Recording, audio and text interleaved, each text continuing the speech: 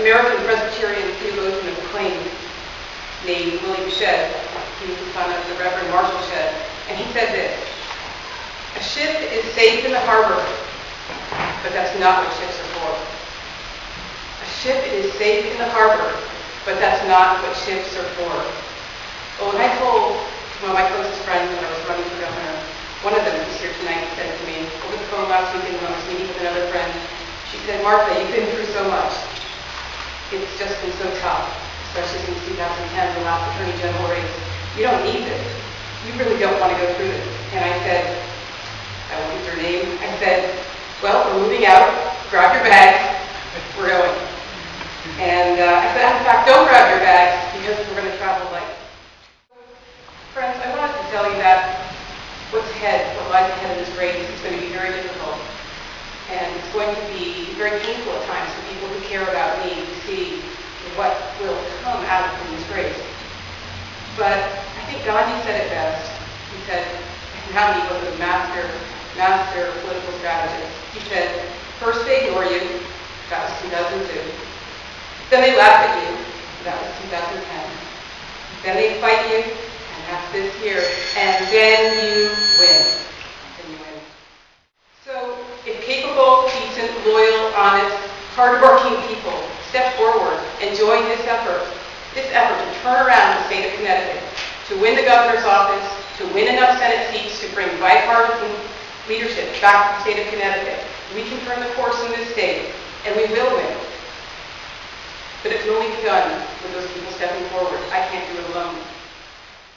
So let me just say that, there's a saying out there that small minds talk about people, and average minds talk about events, and great minds talk about ideas. Well, you can also say that small minds are busy memorizing facts. They're so busy in school taking tests and memorizing facts and trying to get into college and trying to earn the money to pay for college that they can't think of anything but all the facts they're supposed to remember. And average minds don't just memorize facts, they ask why. Well, it used to be when I ran in 2002 that the state of Connecticut, the citizens didn't recognize that Connecticut is in very serious shape. Like a tree that's rotting from the inside. In 2002, most people didn't know that. They were living the high times of John Rowland. I warned that we were in serious shape, and no one listened. Well, now the people of Connecticut understand that we are in tough shape, and they're asking why. So, small minds memorize facts, average minds ask why. And often scientists and researchers, professors, they ask why. But why isn't enough? Not enough if you're an American. Not enough if you believe in the American dream and freedom and innovation and entrepreneurship and progress and that everyone has an opportunity in this country. Because what truly great men ask, great people ask, our great explorers, our great inventors, our great entrepreneurs, our great leaders, they ask, why not? Why not? That's how I was raised. My father is an inventor, and he raised me and the rest of the 5 kids in our family to ask why not. And this is how he did it. At the age of 6, many of you who know me have heard the story. Those who haven't paid attention before, this will be new. But at the age of 6, I wanted a horse desperately. Growing up in Vermont, I wanted a horse. I lived on Main Street and we had no land for a horse, but I wanted a horse. And I sat there at age 6 in my parents' bed one Sunday morning saying, I want a horse, I'm serious, I really want a horse. And this is the response that I got. My eldest sibling, my sister, was sitting on the bed. My parents were both there, and this is what happened. And it really exemplifies the difference between America and other countries. My oldest sister said, you can't have a horse because I don't have one. What does that remind you of? Well, we all know communism. Indeed. And then my mother said, no, dear, you can't have a horse because no one in the family has ever had one. We don't know about horses. And that's sort of like maybe British imperialism, stay in your place, you haven't done it before, you can't advance. And then my father, the inventor, said, well, Mark, I'll tell you, we're not going to buy you a horse, 5 kids, it's expensive, I'm a professor, I'm an inventor, but I will show you how to get one for yourself. And he did. And he mapped out a plan with me to go out and get a job, starting at the age of 6, small jobs, babysitting, mowing lawns, with a push mower, no power mower, and save that money over the years. And by age 11, I bought my first horse. It all worked out according to plan for $500. $550. And my riding instructor, whose daughters were on the U.S. show jumping team, she helped me pick out a very good horse. It was small, because I only had $550. But the first day I ever got on that horse, he bucked me off sky high, into the air. I came down on my head, my back bent over the wrong way, I compressed 3 vertebrae, I was paralyzed from the neck down in the hospital. And my father was away on a trip with the elder siblings on vacation. My mother didn't dare tell him, but he called a couple of days later when I was strapped down on the bed in the hospital so that I couldn't move. And he called to talk with my mother, and she told him what had happened. And he said, honey, sell the damn horse. And my mother said, no, I'm sorry, dear. You told her she had to buy it. She did. Now it's hers, and it's her decision whether she keeps it or sells it. And my mother, back then, in whatever year it was, 73, knew more about property rights than our elected officials do today, who are charged with keeping their oath of office and obeying the Constitution. But my father taught us, why not? He didn't say, you can't have a horse. He said, why not?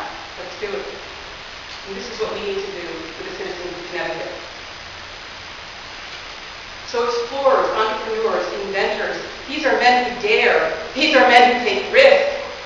And I'd like to tell you what the ad of one of these men said years ago, 1914. Just the ship was steaming out away from England, and World War II was over the radio. World War I had just started, 1914. And there was an ad in the paper in England that said this: men wanted for hazardous journey, small wages, bitter cold, long months of complete darkness, constant danger, safe return doubtful, honor and recognition in case of success. Ernest Shackleton. Now, that was Ernest Shackleton's voyage to the South Pole. Why does anyone need to go to the South Pole? I don't know. We're Americans. We agree with Ernest Shackleton. We don't say why. We say, why not? It hasn't been explored. We're going to explore it. Why not go to the moon? Why not invent a cure for cancer? Why not have a computer so small that you can hold it in your hand, or now have it in your watch, on your wrist? Why not? That's what Americans ask. Not memorize the facts and stay in your place. Not why, so that we can sound smart and knowledgeable after getting an education, but why not? Why not improve our lives? Why not do things that have never been done before? But what Ernest Shackleton forgot to say in his ad is this: must be prepared to eat our own dogs. Because if you study Shackleton, you know they got stuck in the ice and they have to eat their dogs. So I have to work for a living through this campaign. Like you, I am broke and broken. That's the state of Connecticut. I have to work, and it doesn't matter how much money I raise or how many public funds I take. They don't pay my salary. I can't use them to pay my mortgage. So I have to work, and so do you. But I am counting on all of you to sacrifice, just as I'm sacrificing, to step forward. Because everything that's worth doing in life requires sacrifice. And you know, when we go, there's nothing that we're going to take with us. Nothing.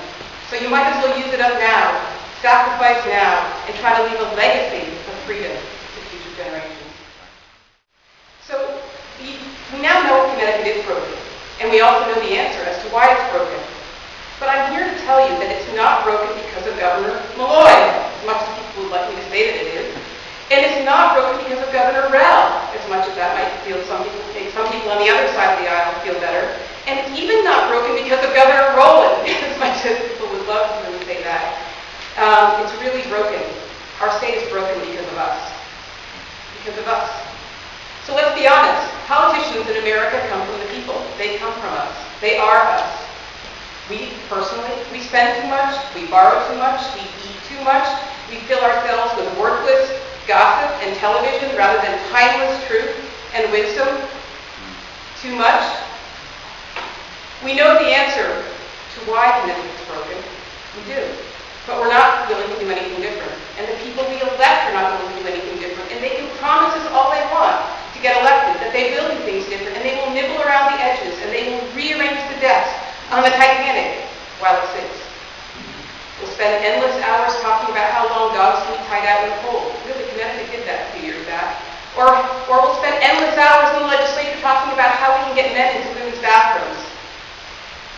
This is craziness. This is silliness. And we have to get serious about turning the state around fast, or this is truly a sinking ship. After the 2010 race, most people don't know this, I went through personal hell. And by the time I got to March of 2011, I was lying in bed, and I turned to my husband and said, there's something desperately wrong with my health. I really feel that there's something really wrong. And I Googled all the possible explanations for what was wrong with me. And that was a frightening experience. Don't ever do that. And then I realized that if I really did have any of these terrible things that my Google search said, that there was no way that I, as a small business owner with my insurance policy, could afford, with a high deductible, could afford to go out and get the tests done that would tell me what I was about to die of. So I made a decision then and there that I couldn't afford to find out what I was dying of, but I could afford to get well. And I immediately decided, in spring break, the son was with his father, I immediately decided I was going to ride my bike every day that week to work. And I did. I moved my work years ago to Avon, and I biked from my house in Avon to work. And then I told somebody I was doing this, and they said, but Martha, in New England, it's actually a nice 5 months of the year. You could do this for 5 months, not just 1 week. So I called all my clients, and I said, get used to seeing me in biking shorts. Get used to seeing me sweaty. This is what I need to do. And I did, and I biked to work for 5 months. And I got healthy, and I started running, and I got healthy, and I started to feel completely different. This is what the citizens of Connecticut need to do. We need to fix ourselves. We need to fix ourselves physically, spiritually, morally. We need to fix ourselves because there is no one to draw from to fix this state if we don't fix ourselves. Now, I may be one person who gets it, who can step forward, but trust me, there are other people. I was raised by parents who wouldn't allow us to watch TV. They thought it ruined your mind. And wouldn't give us a car. We had to ride our bike everywhere. And we had to earn our own horses and that sort of thing. But there are other people who are raised that way. They aren't stepping forward because they know that they will be crucified in the press. Crucified for anything they might have done wrong in life, just as you will see that I will be treated the same way. And that's why they don't step forward. So I'm going to talk to you about the press in just a minute.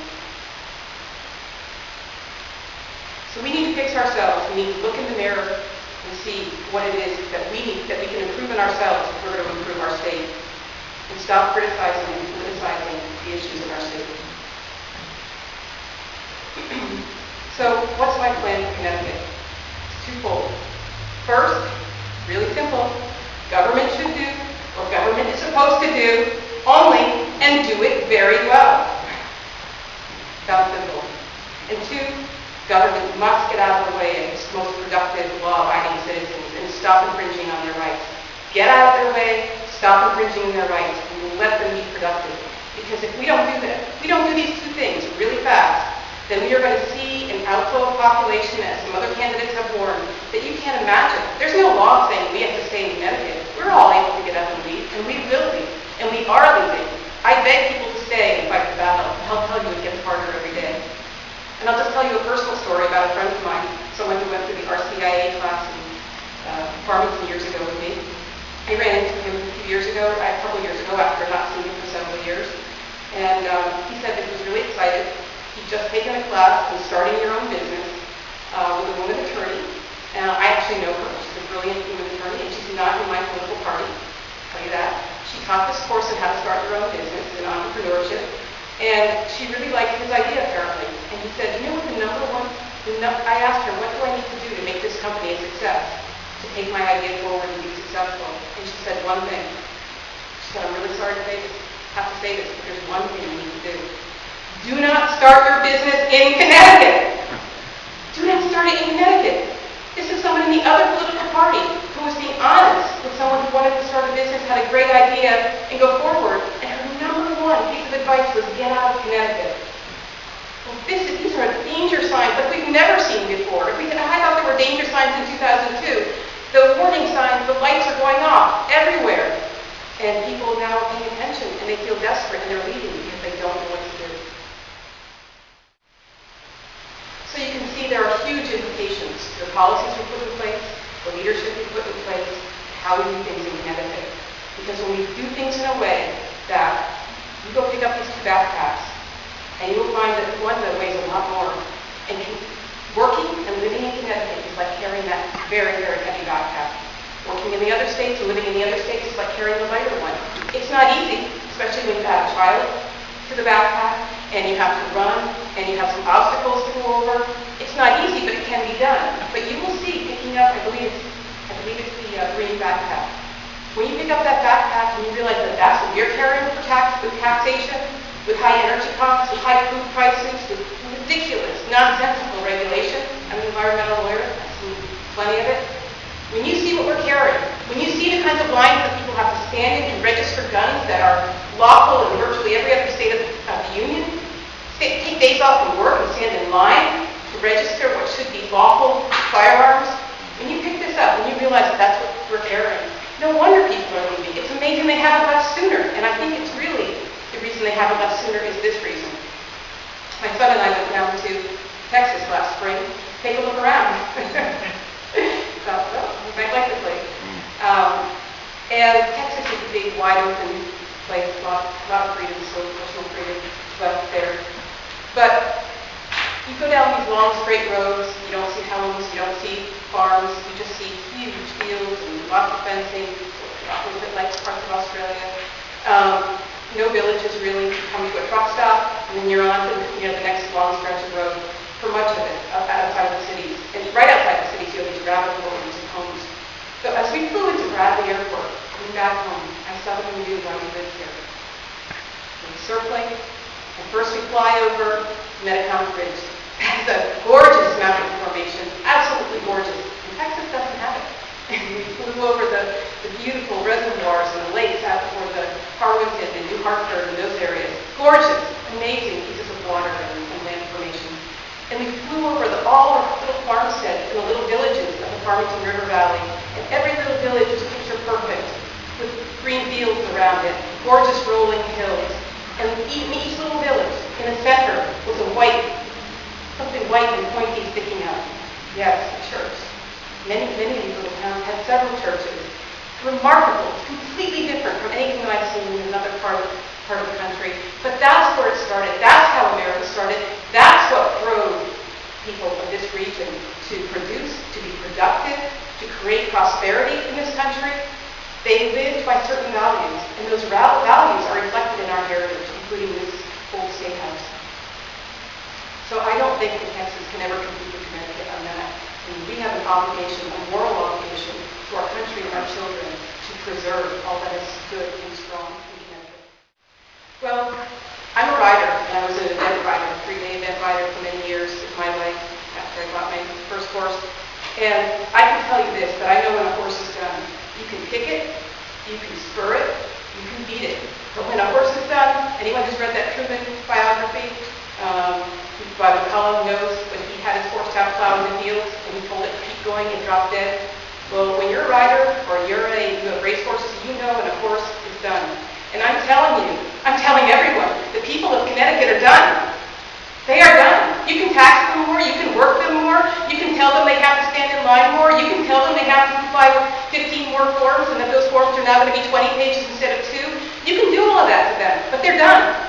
You heard it with the firearms law. They are not going to comply. They're not going to. And they're not going to comply with your tax laws in Connecticut. Speaking to the current government, not you.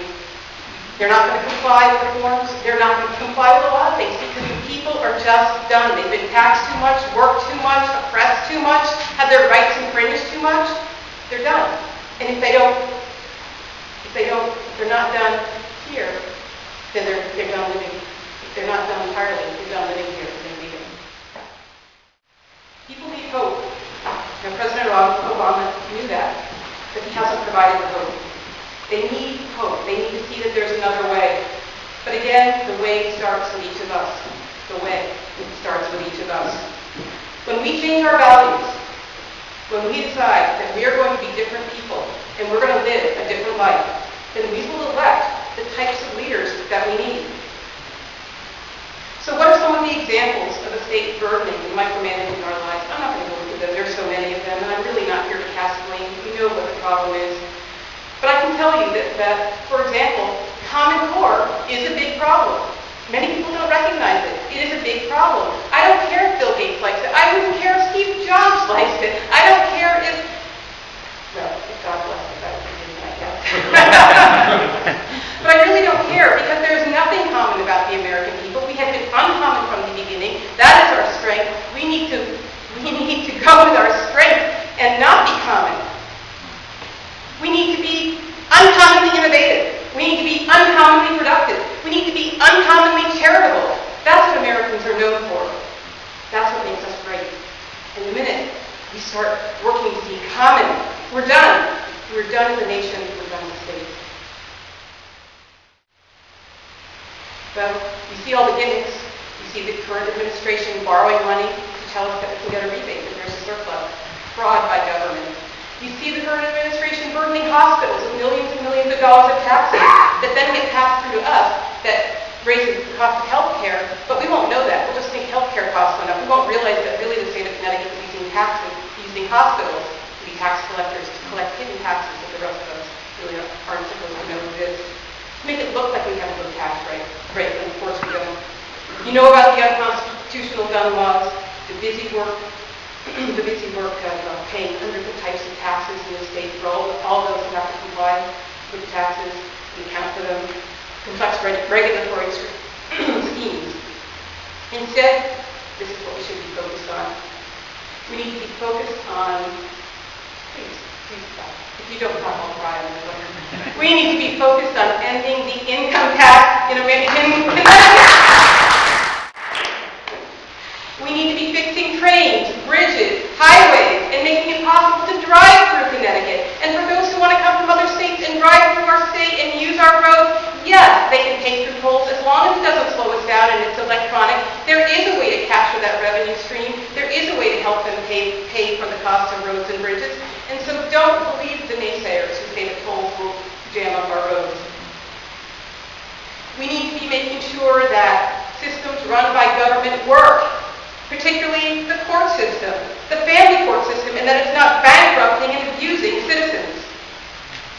We must honor our current commitments to state workers while ending public sector unions. Both FDR and JFK warned us about public sector unions. Unions are necessary. They're a great idea. But public sector unions are a completely different animal. And if you read about them, and I will talk about this on the campaign trail, you'll understand why they're a huge concern. So what are some big ideas?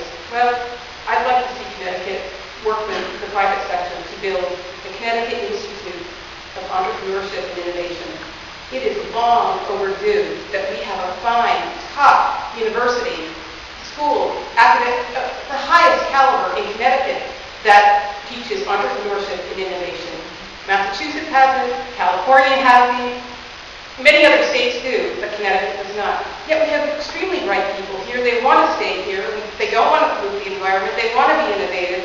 They want to start companies here. And if they are allowed to, if government will stay out of the way, the possibility for unleashing the potential of innovative, creative human beings in Connecticut is unlimited.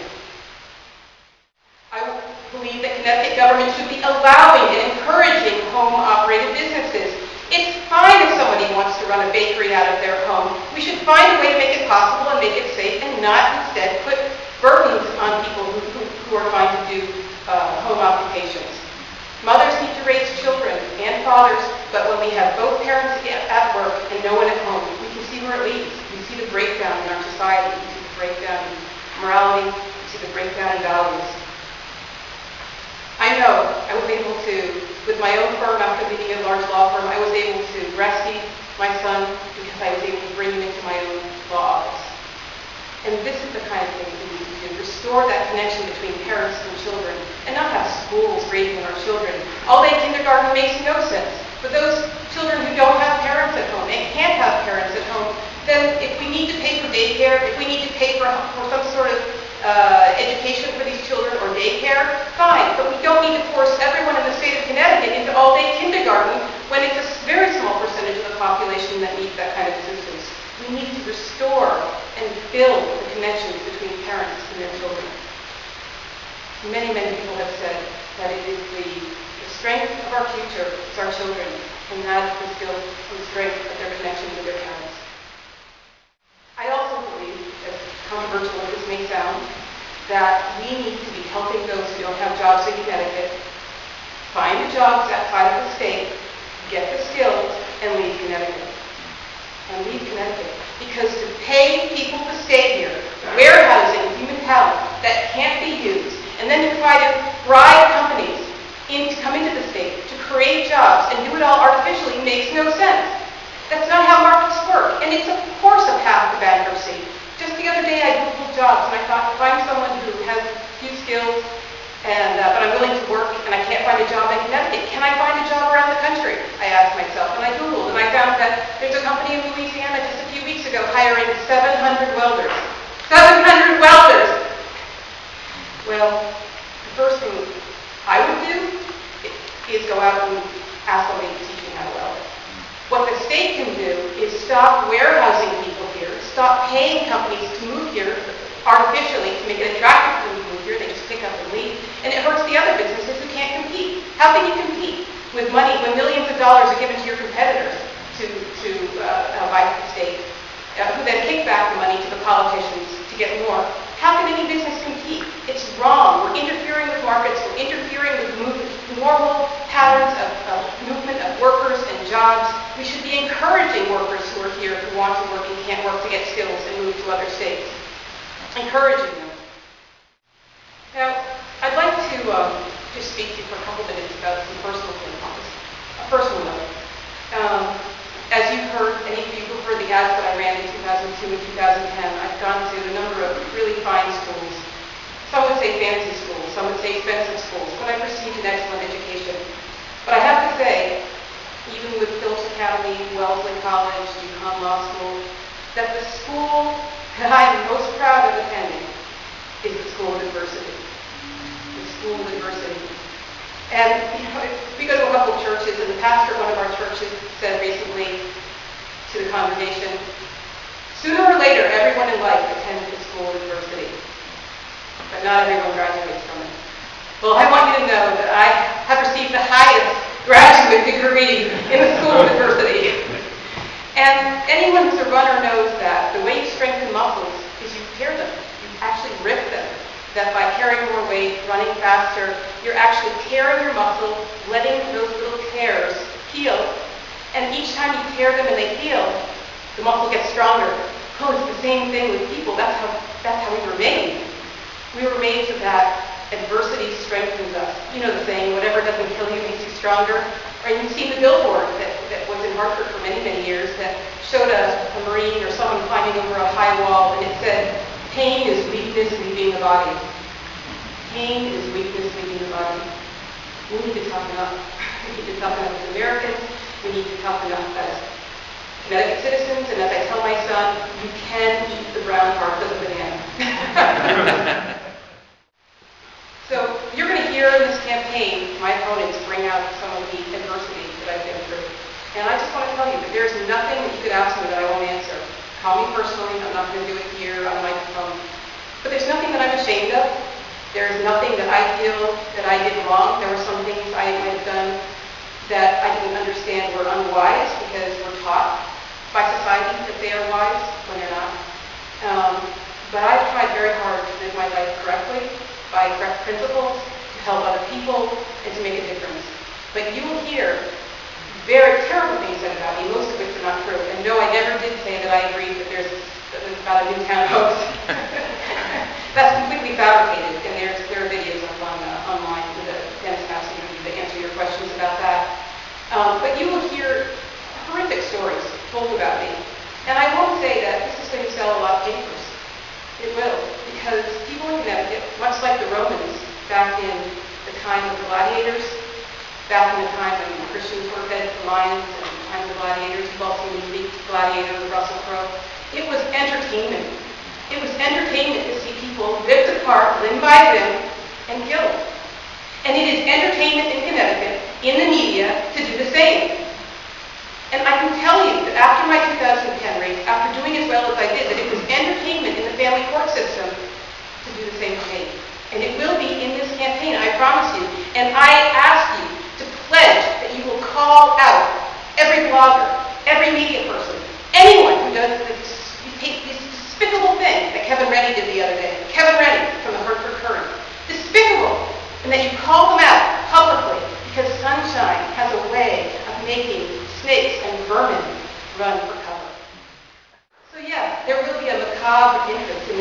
in this governor's race in Connecticut because I'm in it. And as I said, the media will sell papers, the dishonest reporters and bloggers, they'll make their names. But I'm telling you, their time is coming to an end. And it will come to an end when they are subject to public opinion and sunshine. I come from an old-fashioned family with values, and we believe in the public stops. Public stop. So get out the tomatoes, because anywhere that man Kevin Ray goes, I want the tomatoes flying.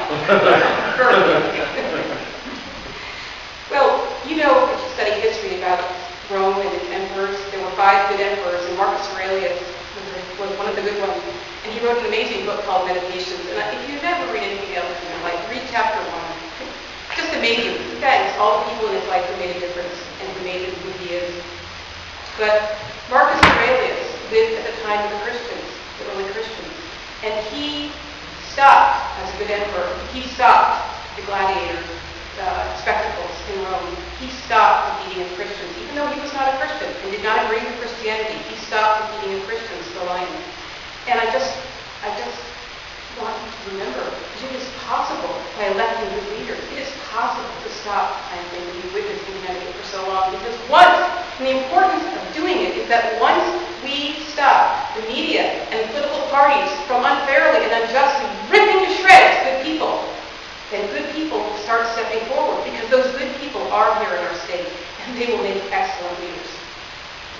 Now, I believe it's the obligation of anyone who wins the governorship to not just be an excellent governor and a good governor, but to bring along leadership that can follow. Because one governor will make no difference. You have to create a culture. You have to train people to come along behind you who can step in and assume positions of power and be trusted with that power. It's possible, but again, we have to hold up the fire and push the walls back and make it safe for good people to step forward into these positions. Now, someone in my office warned me about this speech that if you say this, Martha, they will agree with Rick Green and think you're crazy. But I'm going to say this anyway. I believe that we were all put here for a purpose, particular time, particular place, with particular talents for a purpose. And I had come, as much as I've questioned it for many, many years, I've come to believe that I was put here at this time, in this place, to be a blessing, a true blessing to Connecticut. Now that doesn't mean I'm perfect, and that doesn't mean I'm special. So let me tell you, as I said, I am broke and broken, as are most of you. But out of broken pieces, God can rearrange those pieces and create something beautiful and new. God takes those pieces and grinds them up back into the powder that makes the clay, adds the water, the living water, and puts that lump, that moldable, malleable lump that's open to receiving water. Not something hard. It's something that's been broken and made valuable, and water's been introduced to it on the potting wheel. And he will turn out beautiful, new things, beautiful new people who can be useful. Useful. We want to be open. We want to be useful. We want to be usable. God takes negatives. You've heard it said before. God takes negatives. With him. He takes our negatives. He takes them into that dark room, and he brings in light. Light. And he produces beautiful pictures. And that's what we'll do with you, and what he's done with me. And I can stand here today saying, I'm broken. But every time I'm knocked down, I get up. And that's what we're asked to do. We're called to run the race. We're called to get up. No one said we were entitled to not being knocked down. We're going to be knocked down over and over and over again. I'm not done being knocked down, but I'm going to get up. I'm going to get up until I draw my last breath. And I am not fishing for votes. I am fishing for souls.